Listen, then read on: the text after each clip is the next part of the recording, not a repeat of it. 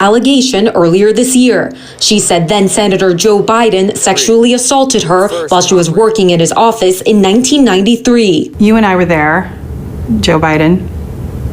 Please step forward and be held accountable.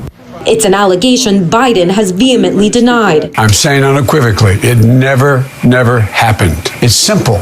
What are the facts? Do any of the things she said, do they add up? And since Reed went public, varying accounts have emerged from Reed herself and her former colleagues, friends, and acquaintances, painting a complicated and sometimes seemingly inconsistent picture of Reed's experience of working for Biden. My end game is basically telling my story in a dignified way, not be torn apart. And it's being able to move on with my life and heal. Tonight, a new account from Ben Savage, Reed's former colleague in Biden's Senate office from 1993, about the circumstances surrounding Reed's departure from Biden's office. He says the two worked closely and that he saw her at times overwhelmed by her job. While Reed now says she was fired after complaining about alleged sexual harassment, Savage says Reed told him at the time she believed she was being terminated for a medical issue. Reed's attorney, Doug Wigdor, taking issue with Savage's claim that Reed was fired for performance issues. Wigdor also telling CNN Reed did have health issues, saying, yes, she was being sexually harassed and retaliated against and ultimately sexually assaulted. She did miss days of work because of all of this. And a muddled picture of why Reed ultimately left Washington, D.C. In a now deleted Medium post, Reed wrote she resigned to pursue acting and writing. In another deleted post, she said she was returning to the Midwest so her then boyfriend could manage a congressman's campaign. Reed telling CNN she wrote some stupid blog posts at a time when she wasn't ready to talk about Biden. In recent years, Reed has at times praised Biden on social media and to acquaintances. Reed telling CNN she has been conflicted about her feelings towards Biden, saying many things are true at once.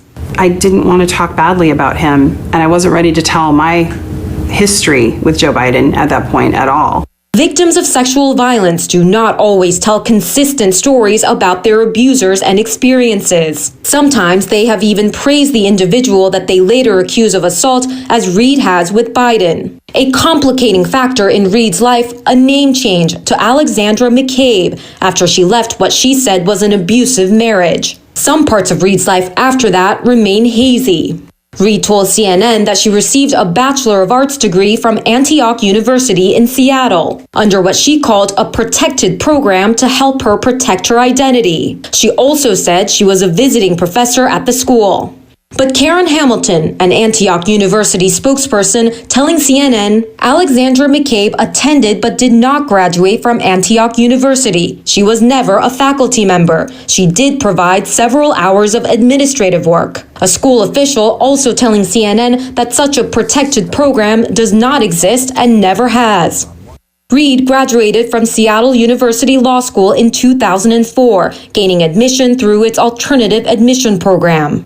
Reed's description of Biden's alleged misconduct changed since she first came forward last year. Initially, she said Biden made her feel uncomfortable, touching her arm and her hair. This year, she said the story she didn't share is that she was also sexually assaulted by Biden in a hallway on Capitol Hill in 1993. CNN spoke to 10 former Biden Senate staffers who worked for him in the 90s. None of them were aware of any issues of sexual harassment or assault involving their former boss. But others close to Reed have also corroborated parts of her story, including a former neighbor and Reed's brother. According to 1996 court records, her ex-husband said Reed related a problem that she was having at work regarding sexual harassment in U.S. Senator Joe Biden's office on multiple occasions. The document does not, however, state who perpetrated the alleged harassment or mention sexual assault.